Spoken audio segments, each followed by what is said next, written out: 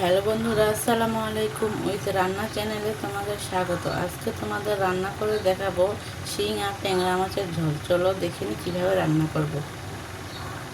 মাছগুলো কেটে ভালো করে পরিষ্কার করে ধুয়ে নিয়েছি। এখন এখানে সামান্য হলুদ গুঁড়ো, সামান্য একটু লবণ দিয়ে ভালো করে মেখে নেব। লবণ আর হলুদ দিয়ে ভালো করে মেখে নিয়েছি। এখন চুলায় একটি কড়াই বসিয়ে কড়াইটি ভালো করে গরম করে নেব।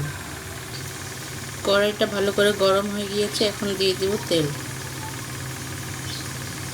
তেলটা ভালো করে গরম হয়ে গেলে সামান্য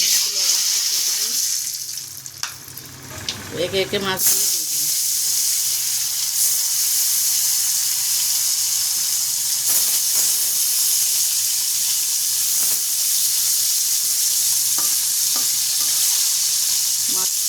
মাছগুলো একটু হালকা করে ভেজে নেব।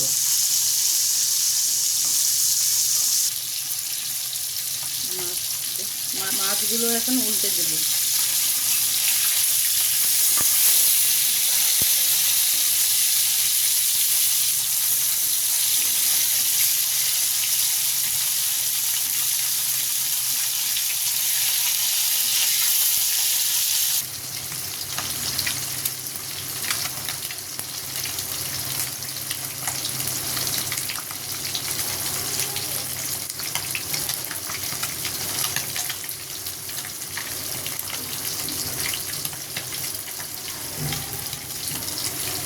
মাছগুলো দুই পাশে হালকা করে ভেজে নিয়েছি। এখন তুলে নেব।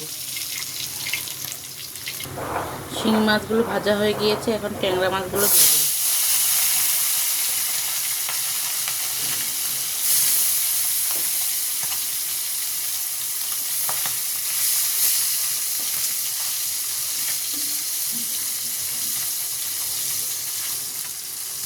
ট্যাংরা মাছগুলো হালকা করে ভেজে নিয়েছি। এখন তুলে নেব। মাছগুলো ভাজা হয়ে গিয়েছে। এখন এই তেলে আমি কাঁচামরিচ আর পেঁয়াজ কুচিগুলো দিয়ে দেব।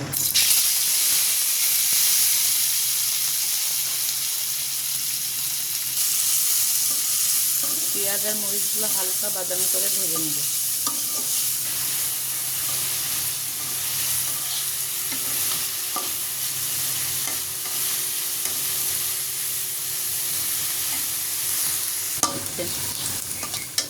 পেঁয়াজগুলো হালকা বাদামি করে ভেজে নিয়েছি। এখন এখানে দিয়ে দেবো সামান্য পানি।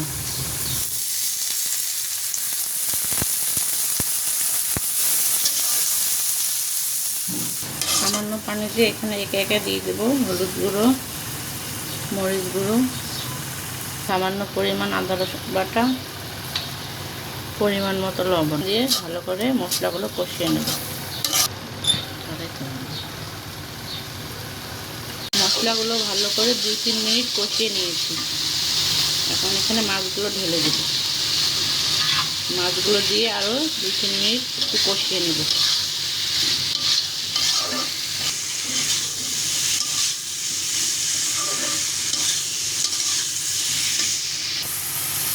মাছগুলো ঢেলে দিয়ে একটু সামান্য পানি দিয়ে দেবো যাতে মশলাগুলো লেগে না যায়।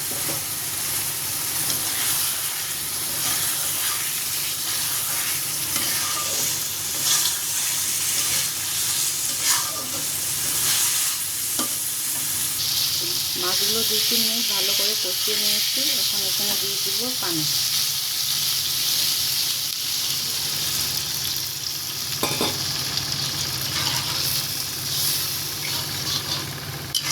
মাছগুলো বলক আসা পর্যন্ত অপেক্ষা করব।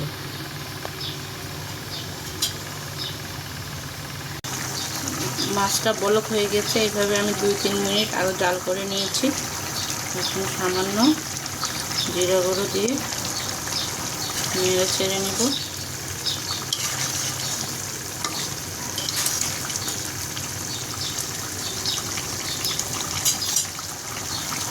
তাহলে তৈরি হয়ে যাবে আমাদের শিং আর ট্যাংরা মাছের ঝোল।